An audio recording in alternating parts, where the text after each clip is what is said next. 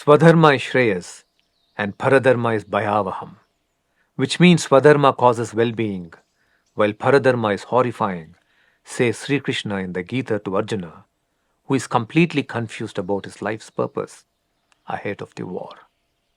What is Swadharma? Swadharma is to discover and live your own unique purpose on earth. Paradharma is to simply hold on to a purpose that is not true to your nature. Let's go into this today. What is purpose? Why should we have a purpose? And how do we discover our own purpose, our own unique purpose or Swadharma? For to discover a purpose and to live it is great fulfillment and adventure.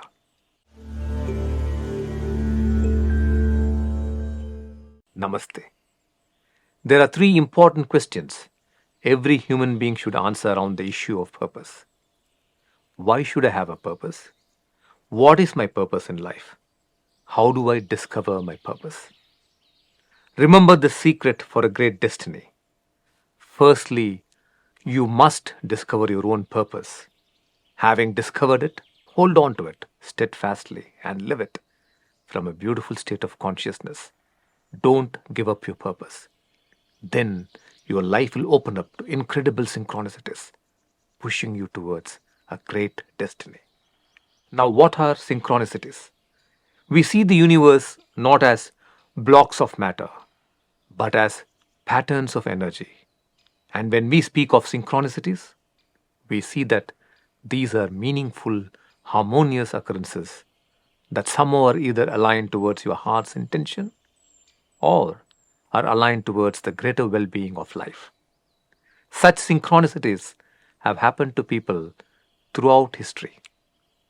We think they are random occurrences, but they are not. It is possible for these random coincidences to become frequent occurrences in your life. We have for several years now studied and intuited the science of synchronicities. Thousands of our followers regularly manifest synchronicities, both on a massive scale and in their daily experiences. They feel their life has a magical quality to it. They get in touch with the right people they were looking for and land in their dream opportunities. They come upon right information they were looking for, and with that information, create a difference to others. They receive the right message from the universe at the right time when they're actually questing for an answer. This takes away their inner struggle and leads them to peace. And these synchronicities can happen to you if you lived in a beautiful state, free of inner stress, and if you held on to your own purpose, no matter what challenges surround you. Remember, your purpose can be unique, exotic, and special, like saving the rainforests in northeastern India, or can be very simple and straightforward, like bringing up your child into a joyful and courageous human being. Whatever your purpose is, it has to be your personal discovery. Do you get it? How many of you feel your life today is too challenging and your struggle is unbearable? This journey I am going to lead you into will surely be your first and major step towards opening up to a life of grace. So flow with me till the end. There is a major distinction I would like you to understand with the issue of purpose. Oftentimes people assume purpose is only for one's career. Well, if you are a more conscious human being, you assume purpose is about just contribution. If you were a spiritual seeker, you assume purpose is about unconditional love or enlightenment. Is this perception true? There has to be a purpose for every aspect of life. There has to be a purpose for the entirety of life. Let me ask, do you have a purpose for why you are in a relationship with your partner? Is it simply to escape loneliness and to have some pleasure and security? Or is there a greater purpose? Have you ever asked why you are in it? Do you have a purpose for why you have children? What is the reason you wanted to bring them into this world? Do you have a purpose for why you are working? These questions may be scary to ask because there is every possibility that you have no answers or the answers are weak.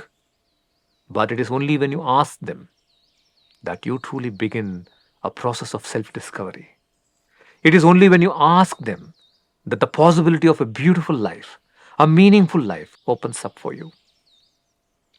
If not for a clear purpose, you perhaps wake up every day at the same time, have the same breakfast, kiss the same byes to loved ones, drive to work along the same route, meet the same people, go to the same weekend parties, have almost same conversations with family, hit the gym, watch Netflix or news, and go to bed.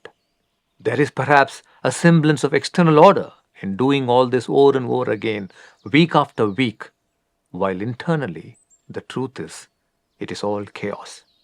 Internally, you are troubled with persistent questions like, why does life feel so boring and mechanical?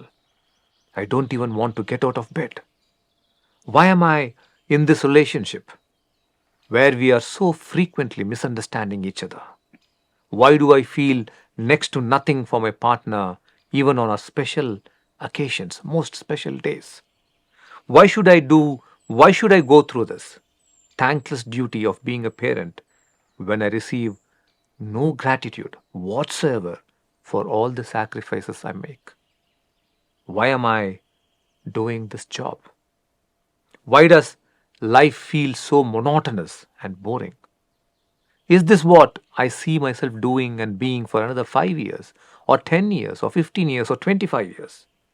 If the why questions have begun to torment you, it is a sign that your purpose is shaking. That is why the urge to quit the relationship, to quit your job, to quit the town or city, sometimes to quit life itself.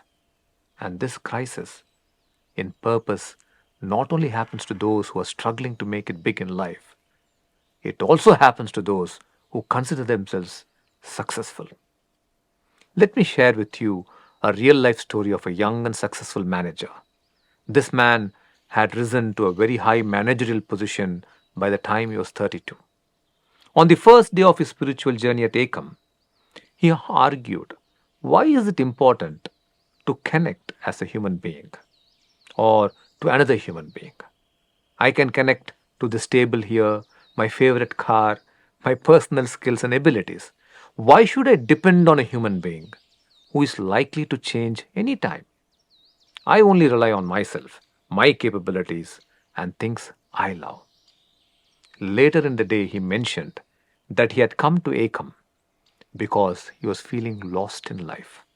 He woke up most days with questions like, what is the point of putting my energy and creativity into this organization anymore?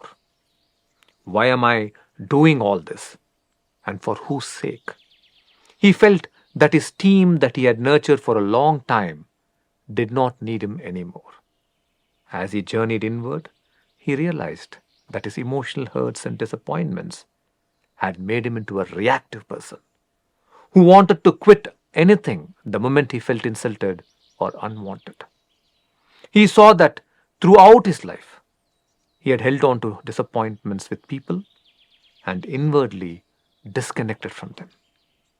And now he was at a critical point in life.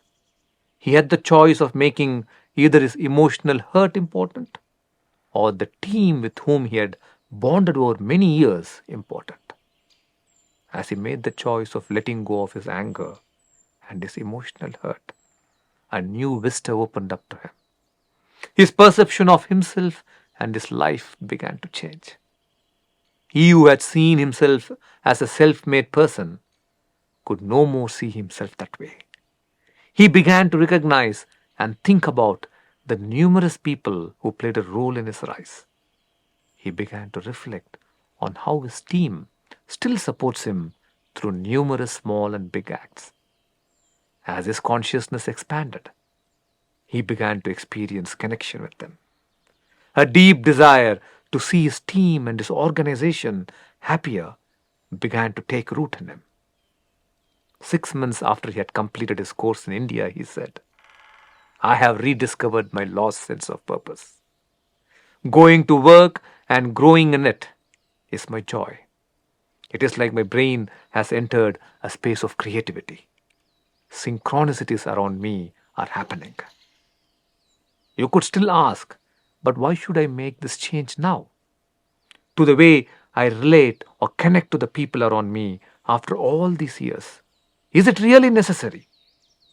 If you are interested in this world to become a better place, we need to work towards creating individuals who are connected. In them is the hope for emergence of wiser systems, greater societies, kinder technologies, and peaceful families. I want you to ask yourselves 3 questions today on your quest for purpose. First question, what happens if you don't discover a purpose and don't ever live it? Do you want to know? Possibility 1. Without a purpose, you lose passion. You may have great gifts and talents, but without a purpose, you would not find the courage to manifest your potential. You may have commenced your relationship from true love, but without a purpose, love disappears in the face of challenges, leaving you inwardly dry and lonely. Possibility 2. Without a purpose, you drive your career from a space of inner lack. You push yourself to achieve and to make money out of fear of becoming a nobody in the eyes of your loved ones. You desperately want to matter.